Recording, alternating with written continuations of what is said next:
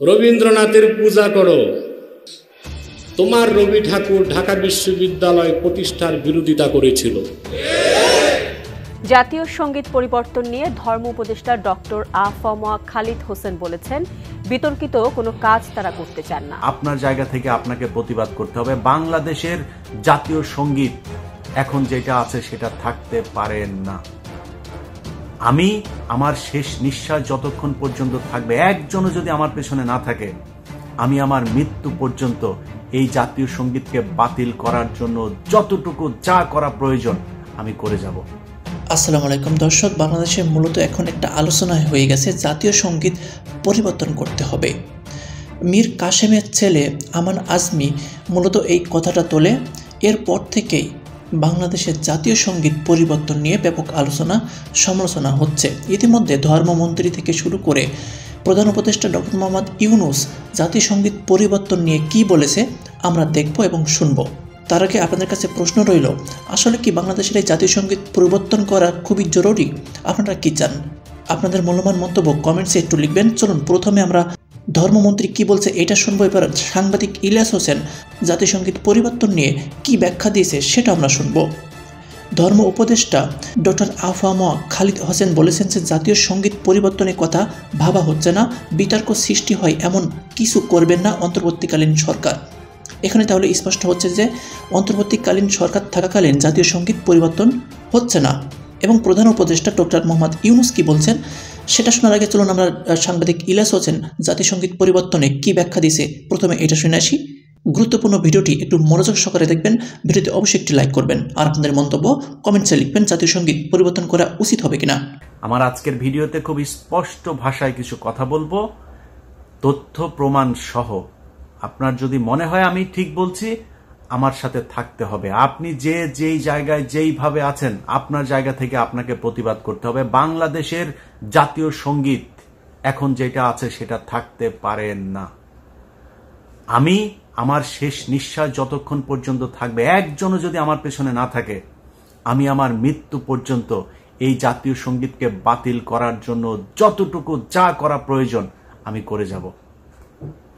আমি 2019 সালে যেদিন এই সোশ্যাল মিডিয়াতে প্রথম ভিডিও তৈরি করেছিলাম সাংবাদিকতা বাদ দিয়ে, সেই দিন আমি বলেছিলাম যে বাংলাদেশের সব সমস্যার মূল কারণ হচ্ছে ভারত। ইসকন নিয়ে নিউজ করার কারণে আমার পেছনে এখানে আওয়ামী লীগ, হিন্দু, এদের লোকজন সব আমার পেছনে বিশাল আকারে আন্দোলন শুরু করে দিল। এর কারণ কি? কারণ ওদের পৈতৃক নিবাস হচ্ছে ভারত। তাদের কোনো সমস্যা হলেই দৌড় দেয় ভারতে। তাদের দেবদাস চক্রবর্তীর বাপও ছিল ভারতের। তাদের যত সমস্যার সমাধান করে দেয় ভারত। আর আমাদের বাংলাদেশের মানুষের জন্য, যারা বাংলাদেশের আসলেই বাংলাদেশকে যারা ওন করে, তাদের সব সমস্যার মূল কারণ হচ্ছে ভারত। এটা হচ্ছে পার্থক্য। এখন এই যে জাতীয় সঙ্গীত নিয়ে যেটা শুরু হয়েছে, এই জাতীয় সঙ্গীতে কিছু বুদ্ধিজীবী আপনাদেরকে বিভ্রান্ত করার চেষ্টা করছে যে এইটা আমাদের শেখ মুজিব সাহেব লিখে দিয়ে গিয়েছেন, এইটা বাংলাদেশের জাতীয় সঙ্গীত বাংলাদেশের স্বাধীনতা অস্তিত্বের সাথে সম্পর্কিত, এসব বলার চেষ্টা করছে। প্রথম কথা, যদি কেউ ডিবেট করতে চান বলেন কোথায় যাবেন, আমি 5 জনকে নিয়ে সেখানে যাব। কে কোথায়, কোন জায়গায়, কোন ওপেন মার্কেটে কোথায় চ্যালেঞ্জ করতে চান, আমি আপনাদের চ্যালেঞ্জ অ্যাকসেপ্ট করতে রাজি। আপনার কথা কেউ বিশ্বাস করবে না, আমার কথা কেউ বিশ্বাস করবে না, করার দরকার নাই। যাদের কথা বিশ্বাস করবেন, যারা আপনাদেরই লোক, তাদের লেখা বই, তাদের লেখা বক্তব্য, সেগুলো থেকে প্রমাণ করে দেব যে বাংলাদেশের যে জাতীয় সঙ্গীত, এটা বাংলাদেশকে, বাংলাদেশের স্বাধীনতাকে কেন্দ্র করে লেখা হয় নাই। আমি আমার ভিডিওতে সবগুলো পয়েন্ট আপনাদেরকে বলবো। আমার এই পয়েন্ট শোনার পরে আপনার যদি মনে হয় আমি সত্য বলছি, আমারটা শুনতে হবে। যদি মনে হয় মিথ্যা বলছি, তাহলে আপনি আমারটা শোনার কোনো দরকার নাই। কমেন্ট করে আপনি জানান যে ভাই আপনি এই জায়গাটা ভুল করেছেন। আরেক দেশের নাগরিকের লেখা জাতীয় সঙ্গীত তো আমার দেশে চলতে পারে না। এই ব্যক্তি সেই ব্যক্তি যে কিনা আমার দেশের ঢাকা বিশ্ববিদ্যালয়, সেটা নিয়েও তারা এখন বিতর্ক তৈরি করে, ঢাকা বিশ্ববিদ্যালয় চায় না। এগুলো একদম কনক্রিট এভিডেন্স। এই এভিডেন্সের ভিত্তিতে অনেক মানুষ এই পর্যন্ত বই লিখে এসেছেন, কথা বলে এসেছেন। তাদের পেইড কিছু এজেন্ট, এই এজেন্টরা হচ্ছে এখন বলার চেষ্টা করে যে রবীন্দ্রনাথকে নাকি আমরা ধর্মের কারণে তার প্রতি সাম্প্রদায়িক এই দৃষ্টিভঙ্গি থেকে এসব বলে থাকি। ঢাকা বিশ্ববিদ্যালয়ের হিসাব আজকে বাদ, আজকে জাতীয় সঙ্গীতের ভেতরেই থাকে। আচ্ছা, এই জাতীয় সঙ্গীত রবীন্দ্রনাথ ভিনদেশী, রবীন্দ্রনাথ বঙ্গভঙ্গ রদকে কেন্দ্র করে লিখেছেন, সেটাও বাদ দিলাম। আমি রবীন্দ্রনাথের এটা নিতে চাই। আচ্ছা, রবীন্দ্রনাথের যে লেখাটা, এই যে আমার যে জাতীয় সঙ্গীত, এটা আমি পুরাটা নিতে চাই।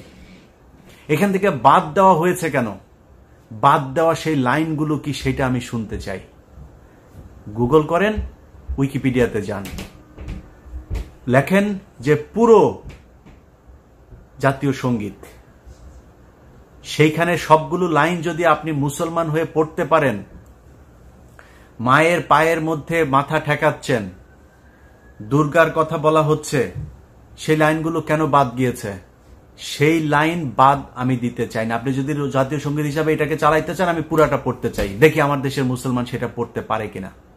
সেটাকে কৌশলে বাদ দিয়ে তারপরে তার সেই দুর্গাকে লেখা সেই কবিতাকে আপনার আমাদের জাতীয় সঙ্গীত হিসাবে চালিয়ে দেওয়া হচ্ছে। আমি যদি মিথ্যা বলি, গুগল করে তারপরে চেক করে নেন।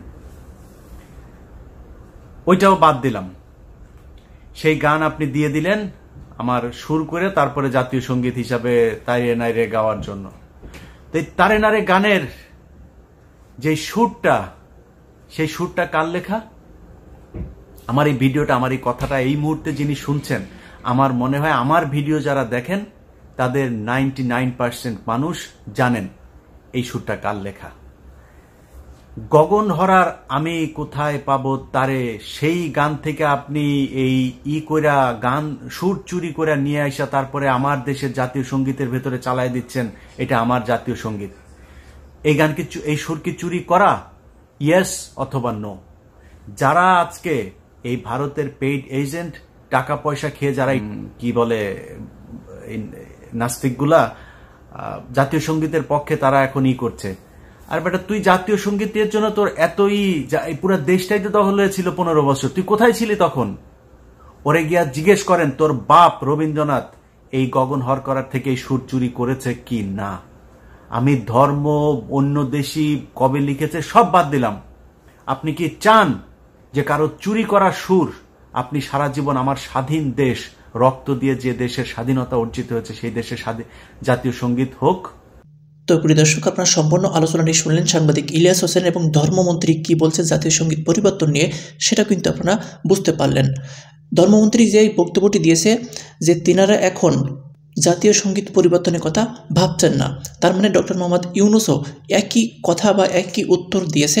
বিশেষ করে অন্তর্বর্তীকালীন সরকার থাকাকালীন তিনারা এই বিতর্ক বিষয়টি নিয়ে পদক্ষেপ নেবে না।